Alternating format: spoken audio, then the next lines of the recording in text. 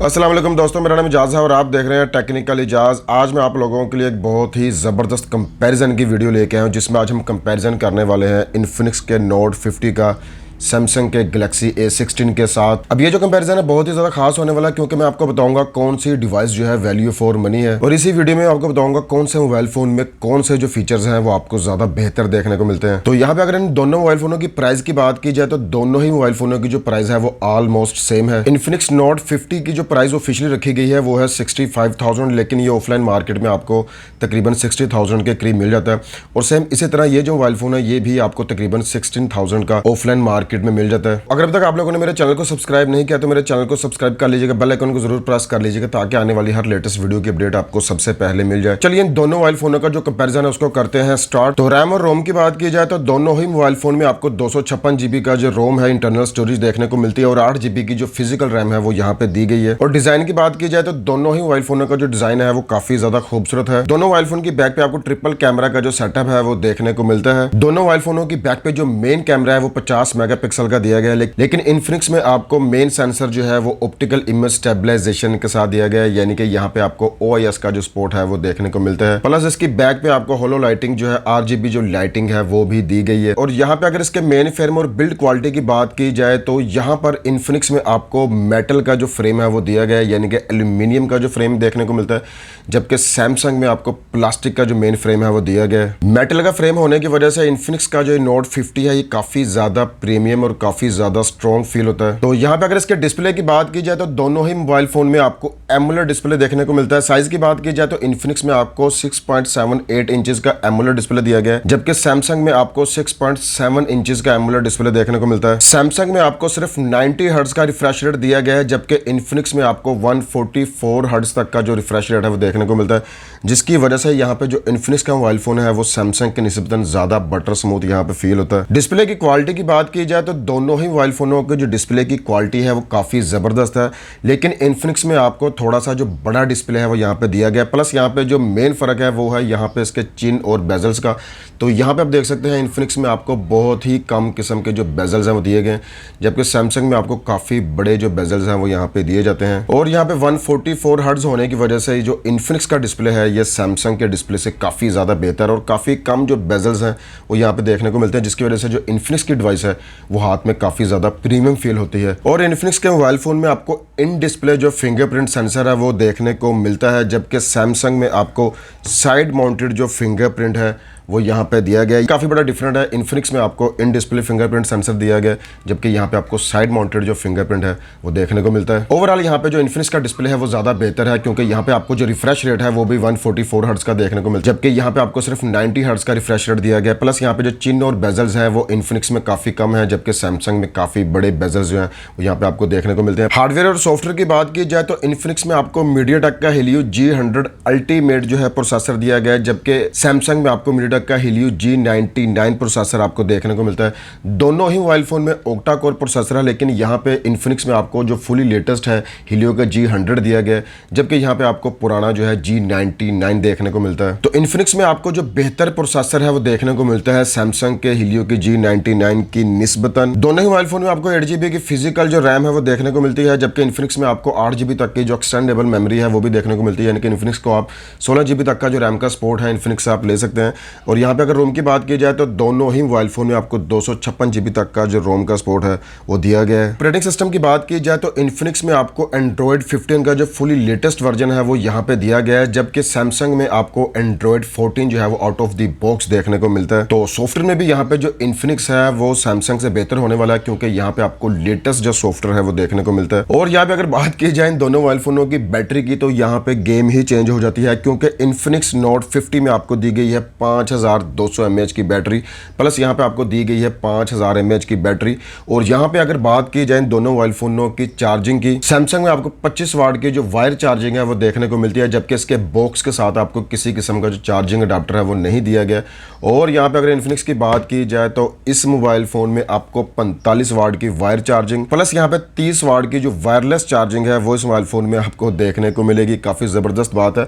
Plus इसके box के साथ ही आपको इसका 45 वाट का जो पावर ब्रिक है वो भी दी गई है। तो बैटरी की कैटेगरी में भी यहाँ पे जो इन्फिनिक्स है वो सैमसंग से काफ़ी बेहतर है। प्लस यहाँ पे आपको बैटरी जो है वो ज़्यादा बड़ी देखने को मिल रही है। और उसके बाद यहाँ पे आपको जो चार्जिंग है वो 45 वाट की, प्लस अडाप्टर जो है वो बॉक्स के साथ यहाँ पे दिया जा रहा है। और इस मोबाइल फ़ोन में आपको वायरलेस चार्जिंग का जो सपोर्ट है 30 वाट का वो भी मिल रहा है, जो काफ़ी ज़बरदस्त बात है। जबकि यहाँ पे आपको सिंपली 25 वाट की जो वायर चार्जिंग है वो दी गई है, जबकि बॉक्स के साथ आपको किसी किस्म की जो पावर ब्रिक है वो देखने को नहीं मिलती। बैटरी लाइफ की बात की जाए तो डेफिनेटली यहाँ पे आपको बड़ी बैटरी देखने को मिलती है इन्फिनिक्स में। प्लस यहाँ पे आपको लेटेस्ट और बेहतर जो प्रोसेसर है वो दिया गया, जिसकी वजह से यहाँ पे जो बैटरी लाइफ है वो सैमसंग के A16 से काफ़ी बेहतर मिलने वाली है। और यहाँ पे इन्फिनिक्स की तरफ से यहाँ पे इसकी जो बैटरी लाइफ है उसको 6 साल तक का बताया गया है, यानी कि 6 साल तक इस मोबाइल फ़ोन की जो बैटरी है वो आपको किसी किस्म का इशू देने वाली नहीं है। ये काफ़ी अच्छी बात है, यानी कि 6 साल तक आपको इस मोबाइल फ़ोन की जो बैटरी है वो काफ़ी बेस्ट परफॉर्मेंस देने वाली है इन्फिनिक्स नोट 50 में। तो यहाँ पे अगर इसके साउंड सिस्टम की बात की जाए तो इन्फिनिक्स में आपको JBL का साउंड सिस्टम देखने को मिलता है। प्लस यहाँ पे आपको ड्यूल स्पीकर जो है वो दिया गया है, यानी कि फ्रंट और बैक दोनों पर आपको जो है स्पीकर देखने को मिलते हैं। जबकि सैमसंग में आपको सिंगल जो स्पीकर है वो दिया गया है। तो यहाँ पे JBL का साउंड सिस्टम होने की वजह से इन्फिनिक्स का जो साउंड की क्वालिटी है वो काफ़ी बेहतर है। और सैमसंग की निस्बतन काफ़ी लाउड और क्लियर जो साउंड है वो यहाँ पे आपको देखने को मिलता है इन्फिनिक्स के नोट 50 में, क्योंकि यहाँ पे जो साउंड है वो दिया गया है JBL का, साउंड बाय JBL यहाँ पे मेंशन भी है। तो अब बात कर लेते हैं मोबाइल फोन में लगाए गए कैमरास के। यहाँ पे अगर इसके कैमरास की बात की जाए तो दोनों ही मोबाइल फोनों की बैक पे आपको ट्रिपल कैमरा का जो सेटअप है वो देखने को मिलता है।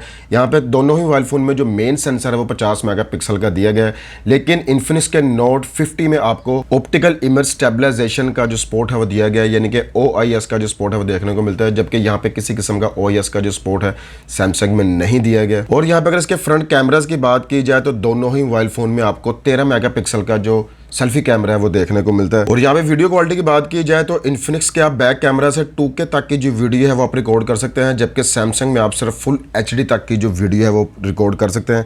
और यहाँ पे ओवरऑल यहाँ पे अगर इसके कैमरास की क्वालिटी की बात की जाए तो दोनों के जो कैमरास की क्वालिटी थी मुझे काफी डिसेंट लगी है, लेकिन इन्फिनिक्स का जो यहाँ पे कैमरा है इसके जो कलर्स हैं वो मुझे ज्यादा बेहतर लगे हैं। प्लस यहाँ पे इन्फिनिक्स में आपको जो नाइट कैमरा का जो फीचर्स है वो दिया गया है, जिसकी वजह से लो लाइट सिचुएशन में जो इन्फिनिक्स का रिजल्ट है वो सैमसंग की निस्बतन मुझे काफ़ी ज़्यादा बेहतर लगा। प्लस यहाँ पे इन्फिनिक्स के जो कलर थे वो मुझे काफ़ी बेहतर लगे, जो डिटेल थी वो काफ़ी ज़बरदस्त लगी है। और ओवरऑल यहाँ पे अगर इसकी वीडियो की क्वालिटी की बात की जाए तो यहाँ पे जो इन्फिनिक्स की वीडियो की क्वालिटी थी वो काफ़ी ज़्यादा स्टेबल थी, क्योंकि इसके बैक कैमरा पे आपको ऑप्टिकल इमेज स्टेबलाइजेशन का जो सपोर्ट है वो मिलता है, जिसकी वजह से यहाँ पे काफ़ी बटर स्मूथ किस्म की जो वीडियो की क्वालिटी थी वो इन्फिनिक्स के नोट 50 से मुझे देखने को मिली है। तो यहाँ पे अगर AI फीचर्स की बात की जाए तो इन्फिनिक्स के नोट 50 प्रो में काफ़ी ज़बरदस्त किस्म के जो AI के फीचर्स हैं वो यहाँ पे आपको देखने को मिलते हैं, जबकि सैमसंग में किसी किस्म के AI के जो फीचर्स हैं वो यहाँ पे नहीं दिए गए।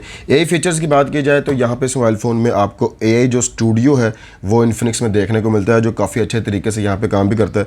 तो सिंपली यहाँ पे मैं आपको इसका एक डेमो भी दे देता हूँ। तो यहाँ पे आप देख सकते हैं AI स्टूडियो जो है वो यहाँ पे दिया गया है, AI रेजर जो है वो यहाँ पे मौजूद है। तो इसको भी हम यूज़ करके चेक कर लेते हैं कि यहाँ पे जो इन्फिनिक्स का AI है वो किस तरीके से काम कर रहा है। तो सिंपली हम इस ऑब्जेक्ट को जो है वो रिमूव करने की कोशिश करते हैं। तो यहाँ पे आप देख सकते हैं आपके सामने जो है मैं इसको रिमूव करने की कोशिश करता हूँ, तो विद इन सेकेंड जो है ये डिटेक्ट करके जो है इसका जो प्रोसेसिंग है वो यहाँ पे स्टार्ट हो जाती है। तो अभी इसका जो फाइनल रिज़ल्ट है वो हमारे सामने आ जाएगा और देखते हैं कि ये किस तरीके से काम करता है। तो यहाँ पे आप देख सकते हैं इसने जो है इसको रेजर करना जो है वो शुरू कर दिया है। तो यहाँ पे आप देख सकते हैं कितने ज़बरदस्त तरीके से यहाँ पे जो AI है वो यहाँ पे काम कर रहा है। तो यहाँ पे आप देख सकते हैं पहले ये कुछ इस तरीके की फ़ोटो थी, जबकि AI रेजर के थ्रू यहाँ पे जो वो AI का लोगो है वो यहाँ से बिल्कुल रिमूव हो गया और काफ़ी ज़बरदस्त तरीके से ये काम करता हुआ नज़र आ रहा है। तो इस तरह के जो काफ़ी ज़बरदस्त किस्म के जो फीचर्स हैं वो आपको इन्फिनिक्स के नोट 50 में देखने को मिलेंगे। काफ़ी ज़्यादा लेटेस्ट और काफ़ी अच्छे फीचर जो हैं वो यहाँ पे देखने को मिलेंगे आप। ओवरऑल यहाँ पे अगर मेरे ओपिनियन की बात की जाए तो वैल्यू फॉर मनी जो डिवाइस है वो इन्फिनिक्स की नोट 50 यहाँ पे है, क्योंकि दोनों की जो प्राइस है वो ऑलमोस्ट सेम है, कोई प्राइस में ज़्यादा बड़ा डिफरेंट नहीं है। लेकिन यहाँ पे जो फीचर्स और जो स्पेसिफिकेशन देखने को मिलती है वो इन्फिनिक्स के नोट 50 में ज़्यादा बेहतर है। डिज़ाइन की बात की जाए तो इन्फिनिक्स का जो डिज़ाइन है वो ज़्यादा प्रीमियम और ज़्यादा खूबसूरत है। प्लस यहाँ पे जो आपको मेटल का जो फ्रेम है वो दिया गया है, यानी कि एल्यूमिनियम का जो मेन फ्रेम है वो इन्फिनिक्स में देखने को मिलता है, जबकि यहाँ पे आपको प्लास्टिक का मेन फ्रेम दिया गया है सैमसंग में, क्योंकि यहाँ पे जो कैमरा है वो ज़्यादा बेहतर आपको देखने को मिलता है। OIS का जो सपोर्ट है वो यहाँ पे दिया गया है, प्लस यहाँ पे इस मोबाइल फोन में जो डिस्प्ले लगाया गया है वो इन्फिनिक्स का ज़्यादा बेहतर है। यहाँ पे आपको 144 हर्ट्ज तक का जो रिफ्रेश रेट दिया गया है, जबकि यहाँ पे आपको 90 हर्ट्ज का रिफ्रेश रेट देखने को मिलता है। बैटरी की बात की जाए तो बैटरी यहाँ पे इन्फिनिक्स में ज़्यादा बड़ी देखने को मिलती है, जबकि यहाँ पे 5000 mAh की और यहाँ पे 5200 mAh की दी गई है। प्लस चार्जिंग की बात की जाए तो यहाँ पे आपको 45 वाट की wire charging with adapter, plus यहाँ पे आपको वायरलेस चार्जिंग है वो 30 वाट की देखने को मिलती है, जबकि इस मोबाइल फोन के साथ आपको किसी किस्म की जो पावर ब्रिक है वो बॉक्स के साथ देखने को नहीं मिलेगी। साउंड सिस्टम जो है वो यहाँ पे इन्फिनिक्स का ज़्यादा बेहतर है, क्योंकि यहाँ पे साउंड बाय JBL यूज़ किया गया, ड्यूल स्पीकर है, जिसकी वजह से काफ़ी क्लियर और काफ़ी ज़्यादा लाउडी जो किस्म का साउंड है वो आपको इन्फिनिक्स में देखने को मिलेगा। AI के जो फीचर्स हैं वो यहाँ पे आपको इन्फिनिक्स में देखने को मिलते हैं, जबकि सैमसंग में फिलहाल इस तरह का किसी किस्म का जो AI के फीचर्स हैं वो नहीं दिए गए। ओवरऑल यहाँ पे जो वैल्यू फॉर मनी डिवाइस है वो इन्फिनिक्स का नोट 50 है। तो उम्मीद करता हूँ कि मेरी ये जो वीडियो आपको पसंद आई हो। अगर आपको वीडियो पसंद आई हो तो वीडियो को लाइक एंड शेयर जरूर कीजिएगा। किसी किस्म का कोई भी सवाल हो तो आप कमेंट बॉक्स में पूछ सकते हैं। अब आपसे मुलाकात होगी नेक्स्ट वीडियो में, तब तक रखिएगा अपना ख्याल। अल्लाह हाफिज़।